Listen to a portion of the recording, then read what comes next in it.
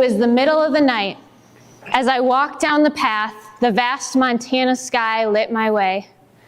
I stopped in the middle of the path. I put out my arms and I looked up and I told God that I was done.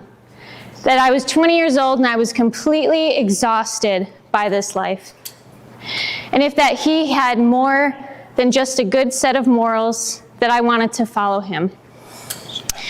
Right there. This was the first time in my life that I fully surrendered to God. Now, before I fill you in on the rest of the story, I'd like to talk to you a little bit about change. First of all, can you hear me? Am I using this right? Okay, cool. So, in times of change, I feel like we can feel this anxiety. This emotion starts to build. For example, I think we can all relate to going to school on the first day. Whether you're going to middle school, or you're going to your freshman year of high school, or you're going off to college, these transitional times, they bring this anxiety to our life. And it's not always a bad thing to have this change. And these feelings are completely normal. When we experience these feelings, they're human. This just makes us human. How then do we find the peace of God in these situations? The Bible tells us that we can have peace that surpasses all understanding. In Philippians 4:7, it says, "The peace of God will guard your heart and your mind in Jesus Christ." So, what's the trick? How do we find this feeling when we're already feeling so overwhelmed? We have to start by practicing our surrender. So I'd like to give you my personal story of this battle between control and surrender. I went to Northern Michigan University, which is as far north as you can get in Michigan without being in Canada. The reasons I went here were because I could snowboard 6 months out of the year, and it was pretty far away from my hometown. I wanted to kind of get away. I wanted to try life on my own. So I went to this school. It was beautiful. It was on a lake. But none of these reasons had anything to do with academics or a career path. And this was because I had no idea what I wanted to do. I had no clue where I wanted to go with my future. I found my security while I was in college through the friendships that I made and the activities that I did, and at the time, my boyfriend. I went to college. I was dating a guy. We had dated for 4 years. In my second year of college, we ended up breaking up. I thought that he was going to be the one. I thought he was going to be in my life forever. But through a messy breakup, I ended up feeling very betrayed and scared and sad and lonely. After this happened, I started to feel this anxiety that I had never experienced in my life. It was so much that my heart would start to pound, my hands would shake, and I felt like I was trapped inside of my own body. My face would start to tingle, and I had no idea what was going on. It was so physical that I thought that I could control it through diet and exercise. So I started to control that part of my life as well. I started to be extreme with diet and exercise. Didn't help because this was a mental battle. It wasn't anything physical that I really was dealing with. So I was so exhausted at this point that I thought that I was going to drop out of college. I had 2 weeks until the summer, and I told myself that I was going to leave, that I was going to drive home. Thankfully, I have great parents who came and they got me, and they convinced me to stay. So I stayed those extra 2 weeks. But when the summer came around, I decided that I was gone. I was going to go on a trip to Montana to visit a friend. I was at work one night, and I was telling my coworker about this. I was telling him that I was going to go out to Montana, and I was going to go to Glacier and just kind of escape the small town that we lived in. And he told me that he was planning a trip to Montana too. So I was like, well, you want to split gas money with me so we can drive out there together? You can go see your friend, I'll go see my friend. And then at the end of our trips, we can come back together and drive back. So the idea was to part ways and then join back up at the end. This coworker of mine happened to be my husband, Sammy.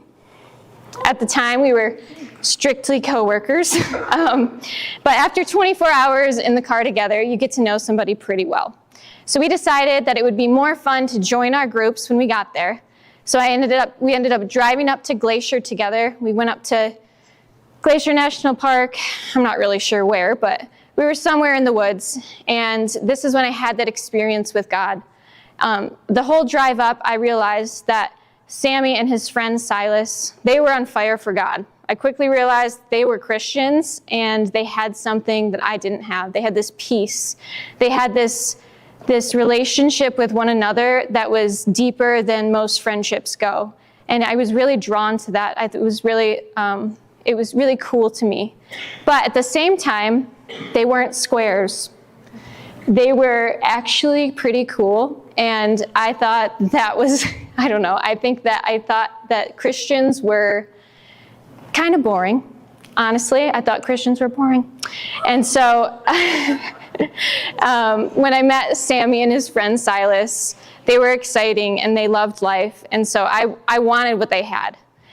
This is where I was in the middle of the night telling God that if I could have that, if he was more than just that set of morals, if he had this relationship that he wanted with me, that I would follow him. So nothing happened that night. No, the sky didn't open up. But the next morning, I went out to my car. And I found this Bible in the back seat. I don't know why it was there, but there was a Bible. I didn't really know how to read the Bible, so I just kind of flipped it open. I flipped it open to Proverbs 4:7-9, and it said, "The beginning of wisdom is acquire wisdom, and with all of your acquiring, get understanding. Prize her, and she will exalt you. She will honor you if you embrace her, and she will place on your head a garland of grace. She will present you with a crown of beauty." In this moment, I felt God speak to me. Rewind a couple of days, Sammy and I, it was just us in the car, we got stuck in a traffic jam. Now, this traffic jam was so long that we got out of our car and we were sitting in this field of flowers. We're making these flower crowns, and Sammy put this flower crown on my head, and I told him that it made me feel like a princess, which was kind of out of character for me. I'm not really super girly, so I felt really weird saying it, but I did. So when I read this verse, "She will place on your head a garland of grace. She will present you with a crown of beauty," I knew that crown that Sammy had put on my head was not from Sammy, but it was from God. That he was calling me his daughter, that he was calling me his princess. And at this time in my life, I felt like God had come into my body in a way, and we had this relationship. We started to live in full relationship with each other. So when we got back home, I started to go to church. I started to do small groups. I started to read my Bible, and I really was on fire for God. And I had this peace that I didn't have before, but I also had this anxiety still hanging over my head. I kept coming back to this anxious feeling and feeling overwhelmed. I was kind of ashamed that I had this, because Christians are supposed to have that peace, right? You're supposed to have this. That was my idea, that it was supposed to just kind of fall off. Well, it took me 2 years of growing with God to heal from this cycle of controlling and surrendering. I had to learn how to fully surrender over to him time and time again. Even Jesus, though, he experienced this human feeling. Before he went to be crucified, he was up all night. He was talking to God. He said, "My soul is overwhelmed with sorrow to the point of death." Matthew 26:37. Jesus was not immune to these human feelings that we experience, but the way that he responds changes the game. It changes the game completely. He responds by praying not once throughout that night, but multiple times throughout the night. He comes to God and he says, "I'm overwhelmed with sorrow. Please help me." And you can see that he comes and he refocuses on who takes care of him over his situation or his feelings. And this is just key. We have to come back to our Father, the person that will take care of us, not our circumstances. So now when I feel this fear, this anxiety building, I try to follow Jesus' example. This looks like going for a walk in the middle of the day if I feel worry coming up, or just taking the time to just think about him and how he cares for us, thinking about how he sees me, how he knows what I need and has what's best for me. Each time we do this, surrendering, it comes a little bit quicker and it goes a little bit easier. I don't have that anxiety that I used to experience on that extreme level anymore. I do experience worry, that comes up in life, but I am so much quicker to shut it down. There's no shame in the way that we feel, but being consistent to come back to God's loving arms is how we can respond and grow in our surrender to him. So surrendering, it's not giving up. It's just letting God into that relationship. He wants to go and walk through situations with you, little by little. I want to encourage you with this verse, 1 Peter 5:6-7. Humble yourselves under God's mighty hand, that he may lift you up in due time. Cast all of your anxiety onto him, because he cares for you. Peter tells us to surrender our whole mind, and in God's time, not ours, he will bring change to our lives. It took much longer than I wanted to heal from this cycle of controlling my life and going through these anxious cycles, I guess.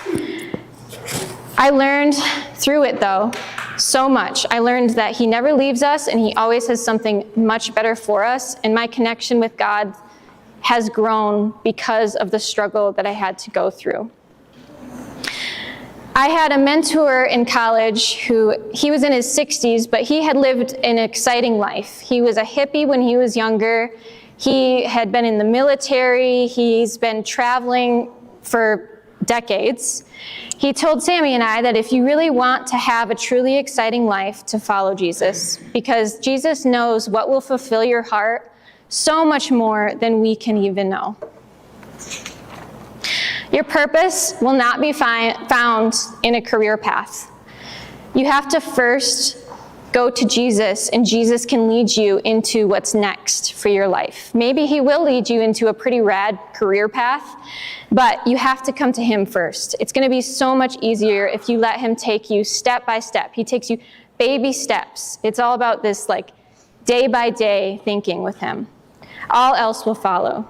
I could never imagine that at age 26, I would nearly have almost two children, and be married, living in a school bus, traveling around, chasing this Olympic dream with my husband. And honestly, at age 20, I think I would have said that was boring. I think I would have been like, having 2 kids and being married, I want to go explore me first. That was my idea. But this life has been so much more fulfilling and so much more peaceful just by following him. And we have fun. It's an exciting life that we live. And that doesn't mean that it's not hard sometimes, but it is exciting. So remember that he is the only one who can bring you this peace. Through prayer and connection to him, we have access to this peace beyond understanding. We just have to be willing to surrender to this control that we have and be in relationship with him on the daily. So we have 3 questions for you for your small groups. Number 1, in what situations have you felt anxious, overwhelmed, or scared? Number 2, what was your response to these emotions? And number 3, in what ways can you remind yourself of God's peace and surrender to him? Thank you.